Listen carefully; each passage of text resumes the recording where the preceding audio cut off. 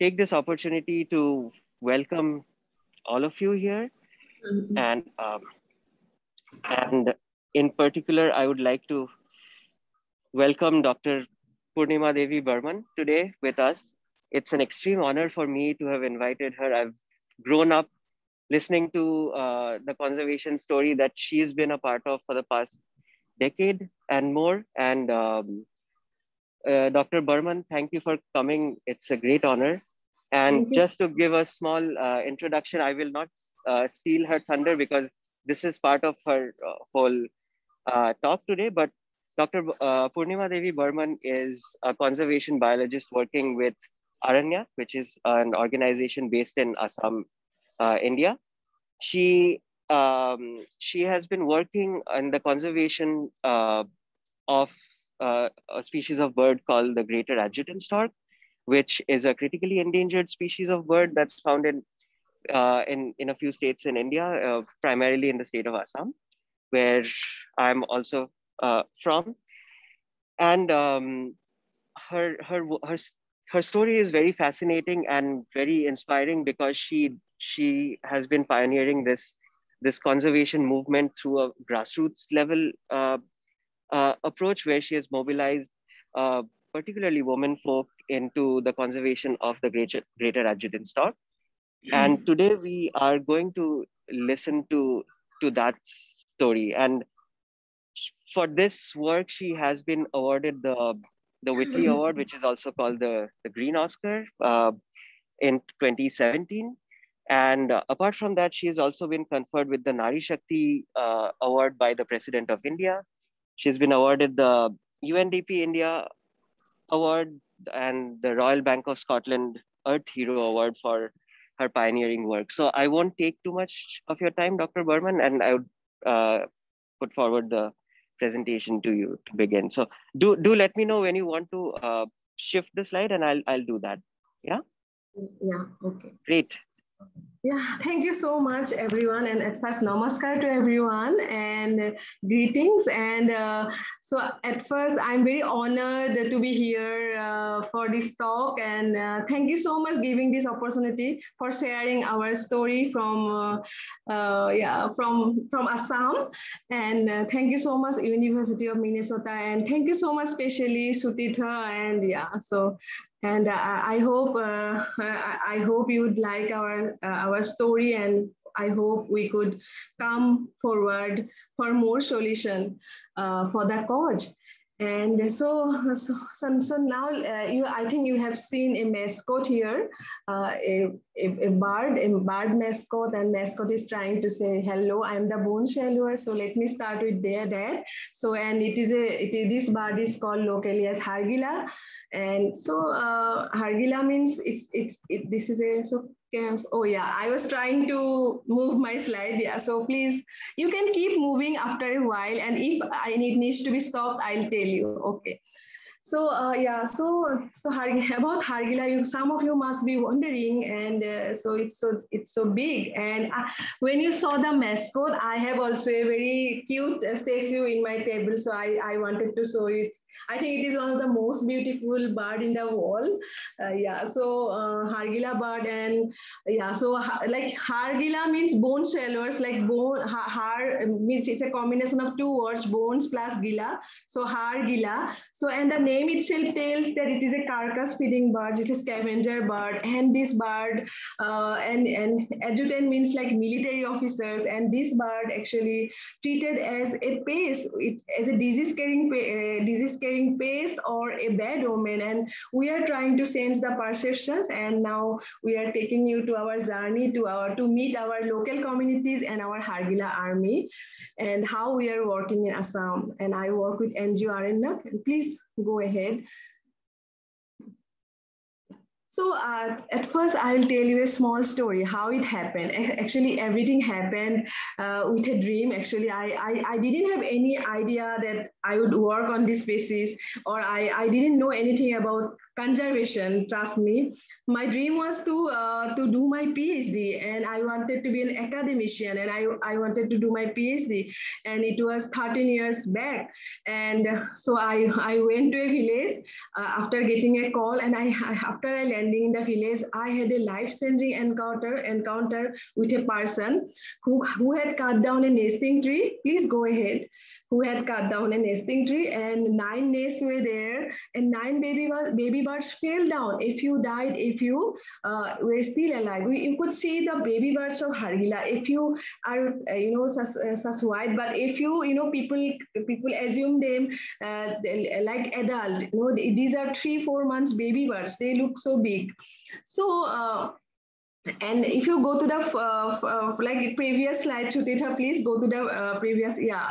So the very first day when I was holding this bird, I had goosebump, and Isaac, and I want everyone to have this, like every youth, like who are our upcoming youths, upcoming generation, to have the same goosebump for the wildlife, for the species. And so again, coming to that incident, the person, actually I dared to speak to the person because I didn't see such incident before. And when I dared to speak to the person was so angry on me. I never imagined that. And his neighbors joined, they surrounded me, and I was so naive at that time.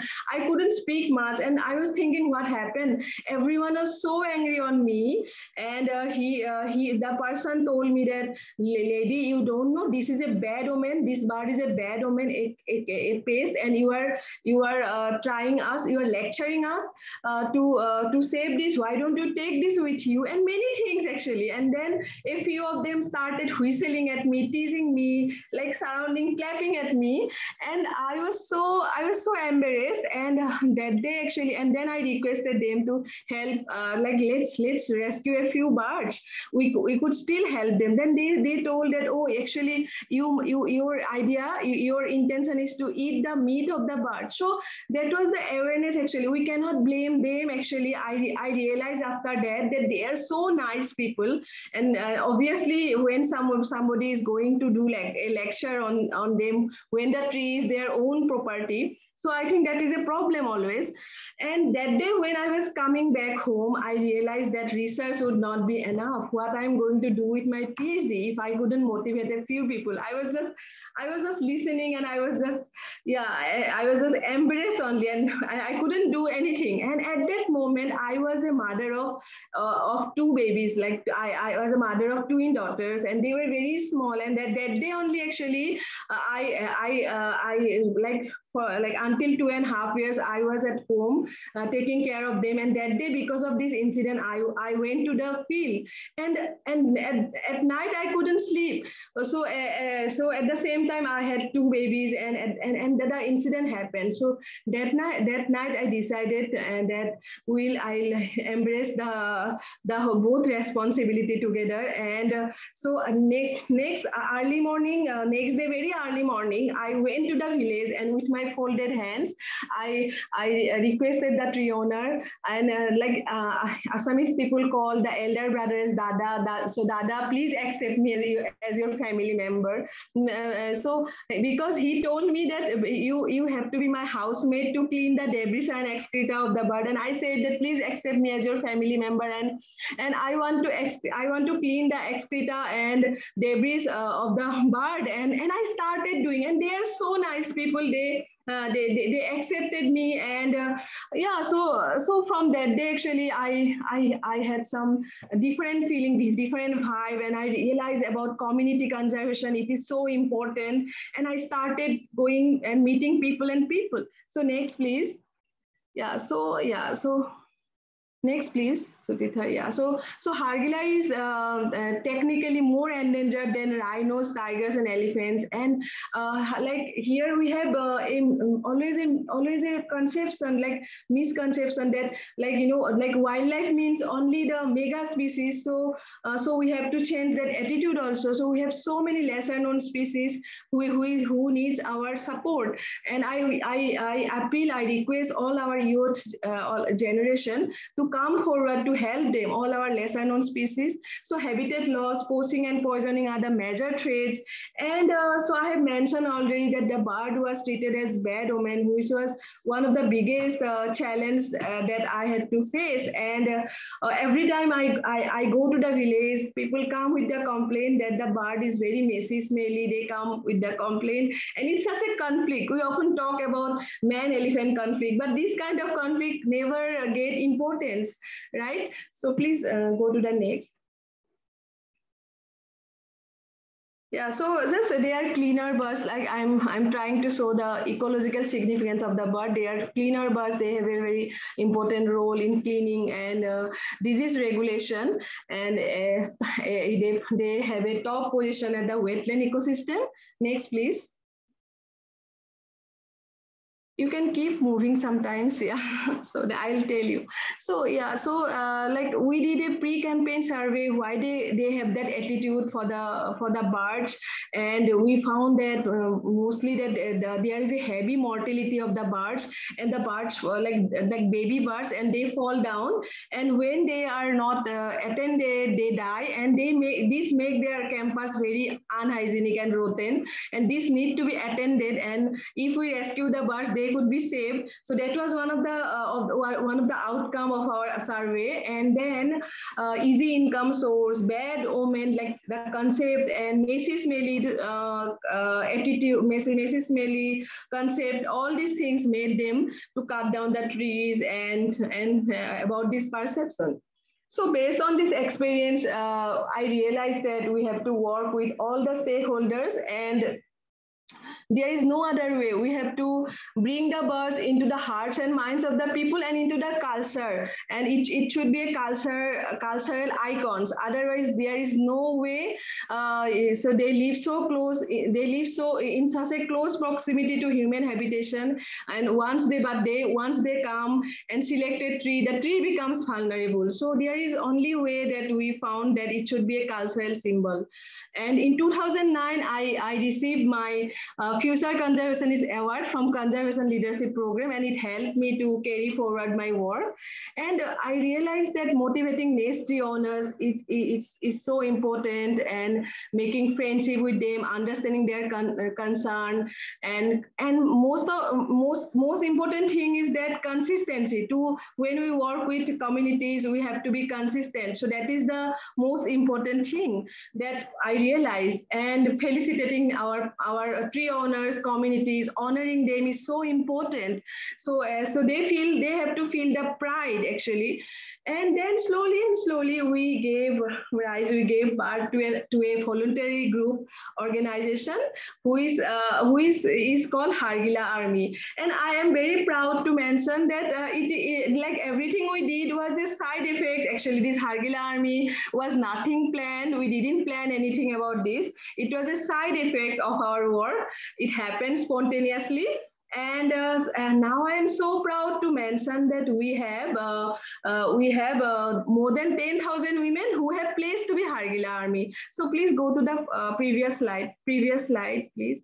Yeah, so our work is an integration of science, awareness, pride, empowerment, and protection and tradition. Yeah, so I think conservation should be a package of all these things which we are trying to do with community support. And please then go to the next. And there might be a question, are we only working with women? Then I want to address this now. So when, for example, here left side, our Saru Baido means Saru Didi means elder sister, like our Hargila Army Saru Das is taking a place of another women as Hargila Army. So then when she takes a pledge, so her duty is to bring the entire family members into our effort, her husband, her children. So this way, actually, everyone is working with us, but our women are the forefront conservation leaders. And I'm very proud to mention that they are housewives converted into conservationists, conservation forefront leaders. And if you don't, I'm feeling when I'm talking about them, I'm having goosebumps. If you don't don't see them in person, I can't express actually. So this is very spiritual.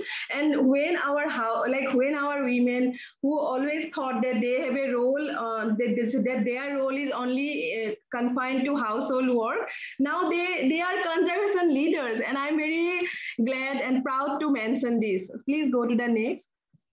Yeah, so actually earlier story was different. Our women actually when here it happens, Sutita could tell actually when we have a meeting, only the male members come. So when we organize meeting of this like initially when I started organizing meeting, our women didn't come, and then I found that something might change, something might hit the hit them, something like that, because they all the time told that they have to cook for their family members, for their husband, they can't come, it is not their priority. And I started organizing cooking competitions, cooking festivals for them, and they started coming like anything. They related them, because all the cooking festivals were our culture based, like which were used in our cultures.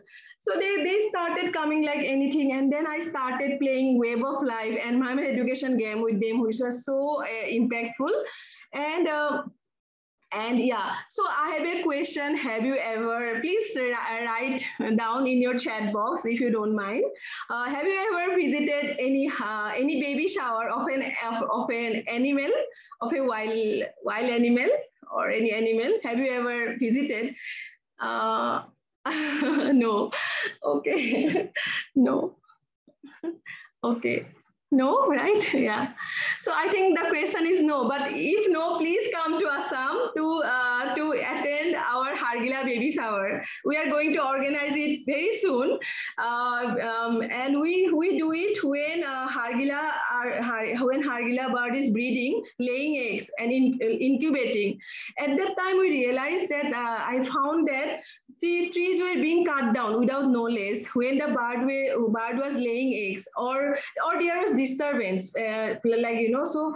And I found that Hargila baby shower was such a solution, and our women became so emotionally sensitized when they come to Hargila baby shower. And now Hargila's event becomes like a calendar event, like Hargila baby shower, the next month happy hatching, the next month, like the way we do for our human beings, like for our family members. So and we also tell them about the meat and all, sometimes it works. And also mostly most of the events we organize in the prayer halls, community prayer halls, because then we don't need to invite many people. And where we work, this is very thickly populated village. So, and generally they come on Thursday, Monday, and some other day to the prayer halls, and especially the women. So this way, actually, it was such an integration. Like Hargila bird started taking a place into our ritual songs, into our folk songs, and our women started writing the own songs, and they started giving hymn, and it is so spiritual, right? So please go to the next slide. So sometimes there is a story that storks carrying babies. Sometimes we tell them about them. I just use this picture. Yeah, it was done by my colleague. So yeah, Rasna. So I just use this picture here. So we keep telling. Actually, here we have a different belief that Hargila is like a Hargila is treated as pest or disease-carrying pest or bad omen. So we keep telling them about the stork-carrying baby stories most of the time. Then we have a festival in the village called Gita Procession. Gita is our holy book, like Bible. So we have a festival which is done for bringing peace in the village. And we started approaching the committee and convince them to have a campaign of Hargila in the community Gita Procession. And it created mass awareness. So because many people joined there, and then now what I'm so proud to mention that it is one of the like normal event. Like every year we have this festival, and Hargila is a part of that campaign. And like you can see the transformation, like a bad omen to our holy books, right? That's why I wanted to share. So we like then yeah, this gives a message of recycling also, and then at the same time awareness and give a touch and feel factor of environment education. So we have lots of Hargila headdress, and our women wear it, and we keep moving from one village to another, and we keep dancing. We are so colorful, and it gives us an impact. People started loving the stores. They are so curious, and it's, I can't tell you, it gives us an impact, and it is one of the, I think, biggest tool for Pride campaign, right? So please go to the next slide. So these are the programs like communities teaching communities. So our women becomes educator. Like today, actually, and every day we have a Hargila prayer. It is fixed. They do every day, and then they teach other women. So this way, actually, we have actually in among our 10,000 women, we have 400 women who are the forefront leaders, and they keep moving from one village to another. And this way, actually, we have reached so many people. And so this is one of the this is one of the important event. So these are some pride campaigns moving from one village to other. Then we have Hargila awareness tattoo. Next, please. Yeah, so we don't miss any opportunity basically. Like for example, in a wedding, sometimes I still remember we're like, someone become very angry also, and it's obvious we were always expecting that, like the perception of the bird, and then we were approaching them to have a campaign in the marriage. So, but now I'm very proud to mention that in the village, the Hargila campaign is a part of the Assamese wedding also, and before COVID, we had a guest from USA, Carla Rhodes, who is a photographer and wildlife biologist. She came and she was surprised to see when she attended a marriage, Hargila was a part of that marriage. Hargila campaign was. So she was very happy too, and she spread this everywhere. And so also in the Republic Day, and also like you can see our women are in the truck. So it's a tableau, as Hargila awareness tableau. Mostly we have rhino tableau, but now we started our Hargila tableau. Next, please. So we also do some puppetry, and for this we have our expert team member, Jisana Kolita. So we do puppetry. Nowadays people forgot puppetry, so we do puppetry also for conservation, but not only for Hargila, as a whole, to create awareness for nature we do. And so, and I'm very grateful to Eban. It is called Artists and Biologists Unite for Nature. So they have very kindly approached us and volunteered. They gave us many paintings, many art, so that we can use for awareness. I mentioned this because there might be someone who can join that group, and they keep volunteering for the conservation grassroots projects. So so our work is not only saving the bird, but also empowering women and social changes in the villages. And after Whitley Award in 2017, we established a permanent facility, a weaving center for our women, and that was really very impactful for empowering our women in terms of economies. So this is our Assamese gamusa. I can show you Assamese gamusa. So which is very respectful and very traditional, very respectful, and we offer huge respect. And like now Hargila got a place in our Assamese gamusa, and you can see a glimpse from our weaving center how proud our women are. They are very proud to share the beauty of the bird. And sometimes I mention that now our passion becomes fashion, right? So Hargila is a very like this kind of traditional dress is now very popular now. And so then we also during COVID time, we produce lots of face masks. There are more than 11,000 face masks to support our communities. And next please. So tourists, then I'm very grateful to my mentors. You can see my mentors, I have many mentors all over the world. They keep like one of the biggest to us, people like experts from Ayushan. They came here to Assam and they visited. Then from Kathy from a Germany Jew, she came here, and so she visited. So then many tourists go, and actually people love it. They feel proud. And our products are now available online globally, and people can support our Hargila army for a cause. They can support, they can purchase, and they can support our Hargila army. And it is, we did it for to maintain the sustainability, and so that our women can get consistent support. And actually, I'm grateful that spontaneously actually everything happening, like Kosovoxy, they came forward to help us. I didn't know about them, so I'm very grateful that everything, we are just working here and people are approaching us and helping us. I'm very grateful to all of them. And we always avoid reward scheme, we always avoid direct cash, but we always encourage reward schemes, and we always support scholarships. And because sometimes giving direct cash for protecting a tree, sometimes it spoils everything, right? So because it is thickly populated village, so we want to give them like honors, scholarships and all. And we have to support so many people, and we need lots of resources and support. And now we are really facing, during the COVID time, we are really facing crisis to continue our project, but we are very determined to continue it, and we'll do it at any situation. And we also work with our school children who are our future, who are our pillar, and catching them in young is so important. And yeah, next please. And we always try to be very innovative when we work with them, and we always encourage them. They are so innovative themselves. We always encourage them to be more innovative always. And we have our Hargila campaign in their assembly also. So Hargila in the assembly. Next please. Next please, Sutitha.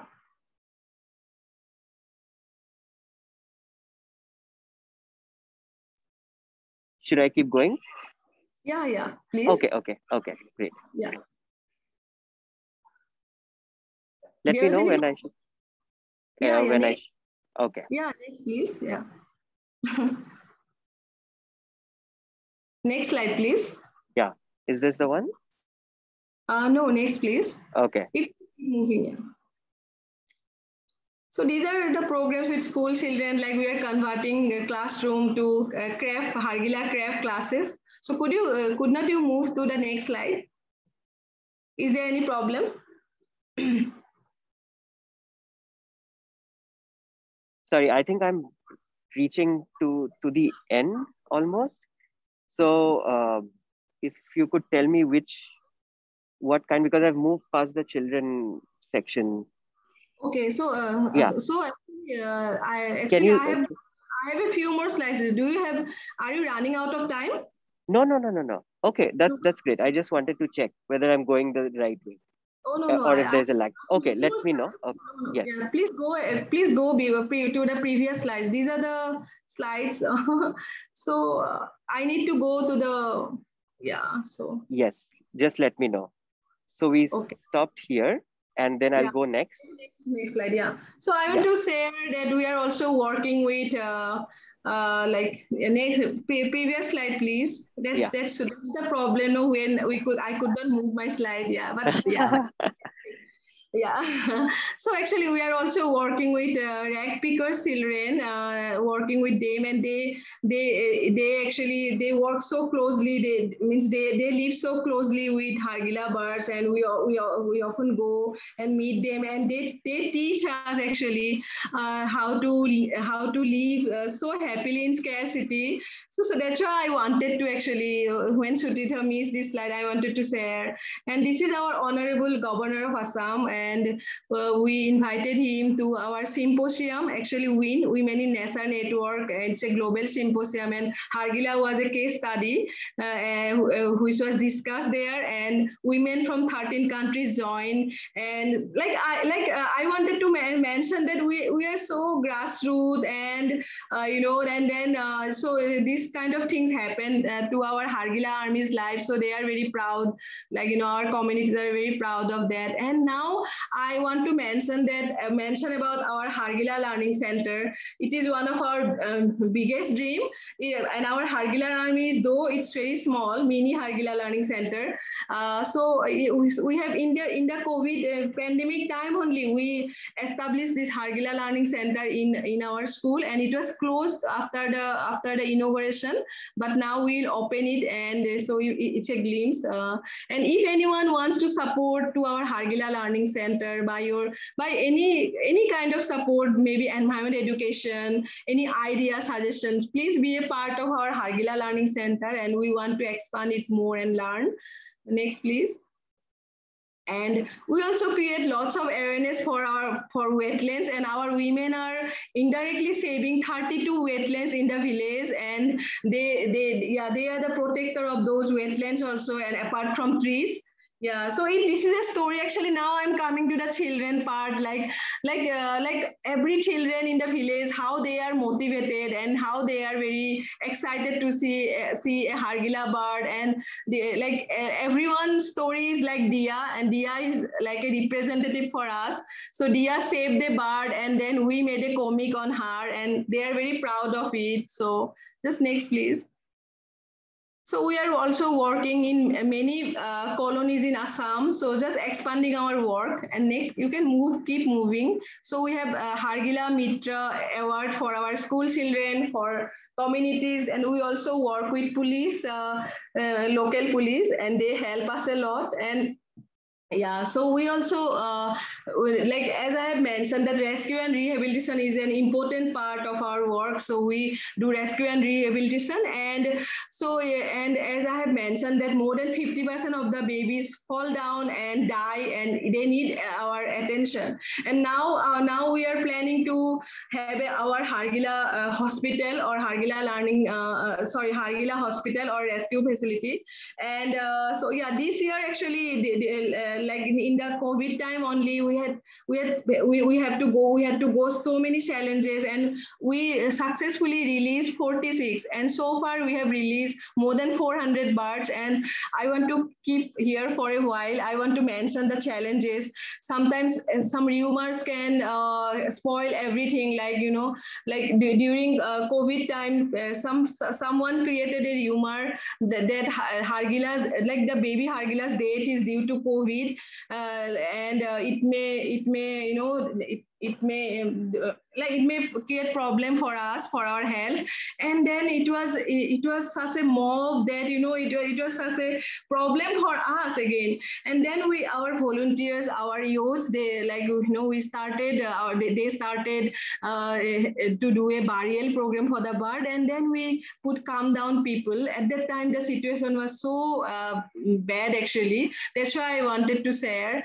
So yeah, so we have community conservation is one of the important thing, but during this journey we have to face many challenges, but it's just a joy also. And now I'm also almost on the end part of my presentation, and I want to mention that finally, earlier when I had this story, I dropped my PhD, but finally I could do my PhD, and for this I have a breeding behavior study platform. I have 3 platforms, and one is 100 feet. So I keep monitoring the bird, and and then on the other side you can see that this is nest platform for the bird. So this was done for the first time, and from 2017, and so far we could release 5-6 through this, and we want to continue this year. We don't have any support, but we are really facing crisis, but next time we want to continue this. And results, I'm coming to the results part. Like, results are really rewarding. Tree owners developed ownership feeling for the bird, and the villages where we are working is the largest breeding colony, and so nest numbers increased by 10 folds in Assam. And please go to the next. And most importantly, people treat the birds as their own children. And yeah, so not a single tree cut down since 2010, and successfully we have rehabilitated more than 400 birds in the wild. And so you can see we started from 28 nests, and now we have more than 220 nests. And so in the 13 years, and population increased by almost double. And so this is due to community support, but that population is still vulnerable. In Assam now we have around 950 birds, and but it takes long time for a species recovery. And we are just beginning, and we have to do a lot, and we need support from all the corners. And people keep asking, like, wherever I go for a talk, they many people have perception that conservation is very critical or tough. And they just keep thinking, and that we have to do it, but there is some fear. But I want to mention that it is like conservation is not a rocket science. It is all about people. It is all about reaching their hearts and minds and nurturing our young minds, right? So next, please. So yeah, so again, lesson learned. I remove a few part. I always tell lots of lessons that I learned from my work, but now today I removed a few part. So community conservation is a never-ending process. We have to continue this at any situation. And people don't trust in words; they believe in actions, and these actions needs to be collaborated with local communities. And yeah, so next, please. Next, please. Yeah.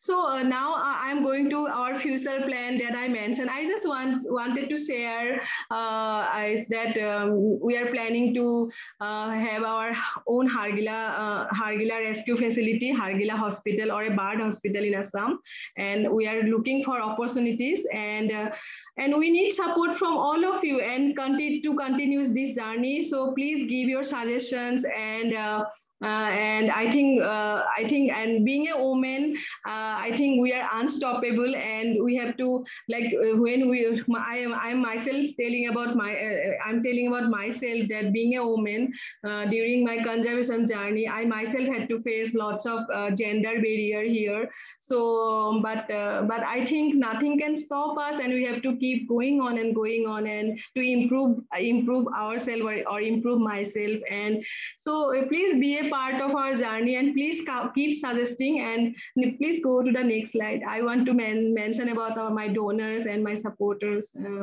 Yeah, so I'm available as Stork Sisters in my social media, and I think some slides are missing. I don't know why. Some slides are being skipped. I don't know why. What happened?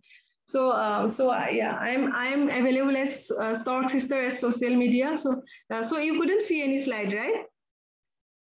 Oh, I don't know what happened. Yeah, there is some problem. Yeah. So thanks to all my donors, and because I want to acknowledge all my donors and mentors. If someone is watching here, so as a whole, I want to acknowledge all of them. Please go to the next slide. I think there is another slide. No, right? Okay. I think there is a technical problem.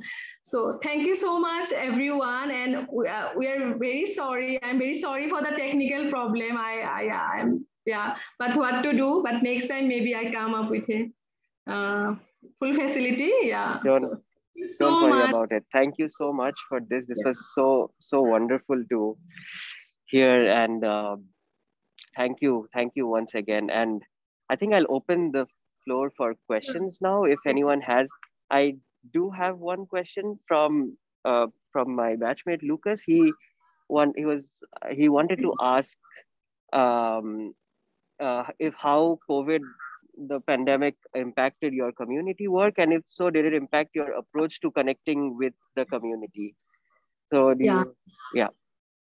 Yeah, so I'd go to I'm open for question and answers now. And so before going that, I would like to request Sudhita, please keep the slide in the first slide. I really love the slide. First slide, yes. Okay. First one. Yes.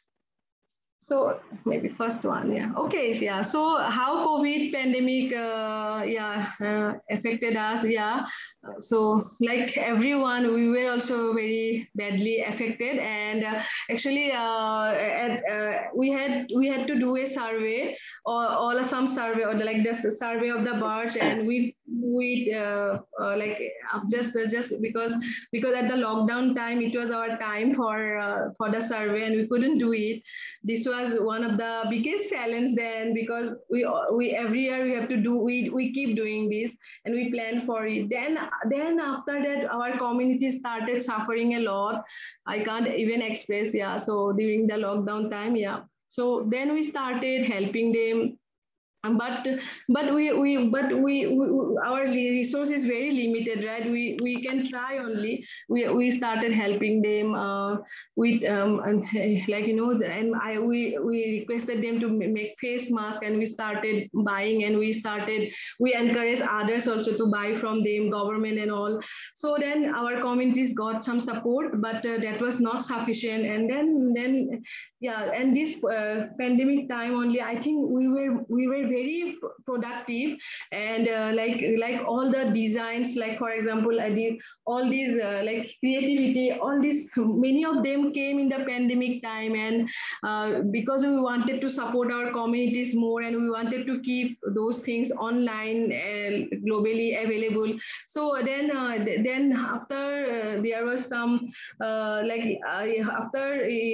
lockdown, then these, I think these products, so these products were already online, and people started buying. But still this was very limited, and we really face crisis. We are really, as I have mentioned many times, yeah, we face lots of crisis during COVID time. And whatever resource we had, we planned for the next 2-3 years, we finished in one year, because we needed to support our communities. So yeah, it was a huge crisis. But at the same time, I'm very proud to mention that we finished our Hargila Learning Center during this time only, during this year. And we finished our Hargila Learning Center, and this is one of the dream. And I think we are very happy for this, that we could finish it, and villagers feel very proud of that. And our deputy commissioner, honorable deputy commissioner, he, when he visited, he was so impressed, and he mentioned that this is India's or world's first Hargila Learning Center, and we all will support this cause.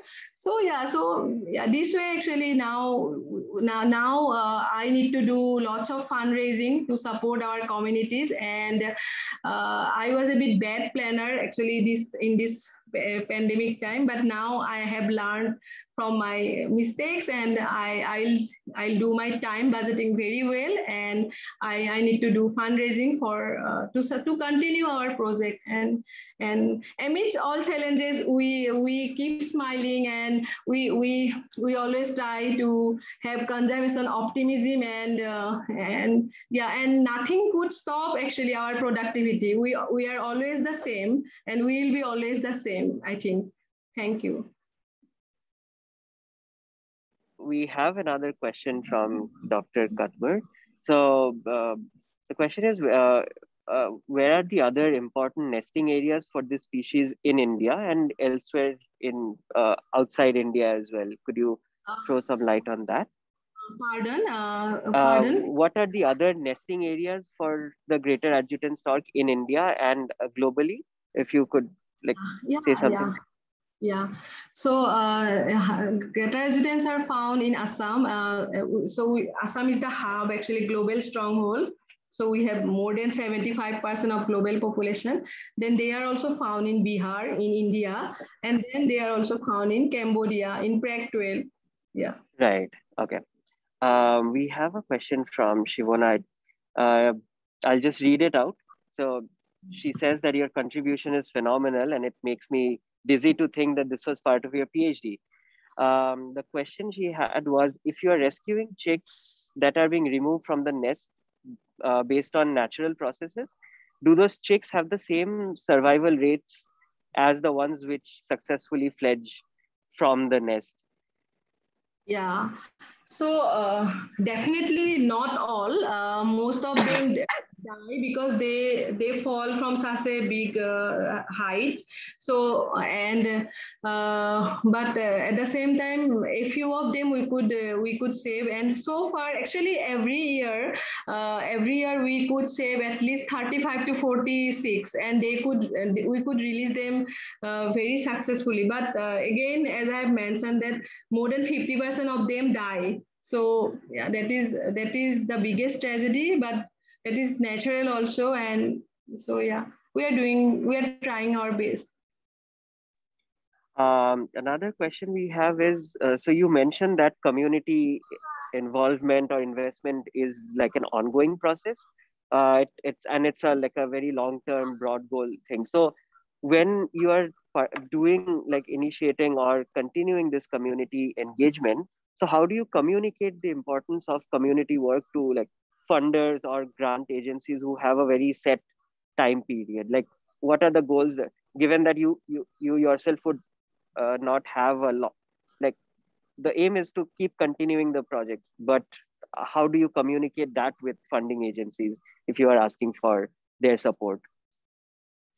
Yeah, as I mentioned already, that I need to work much on that skill. I'm trying my best. I need to work much because we are working with communities, and it is a never ending process, and it become a movement, and we need a fun flow, constant fun flow. And so yeah, so we really sometimes we really feel very bad about that, because we don't have that much enough support. And we request all the policymakers and funders to help those species also, like Hargila, to help storks and to save other birds, because many times birds don't get attraction of funding.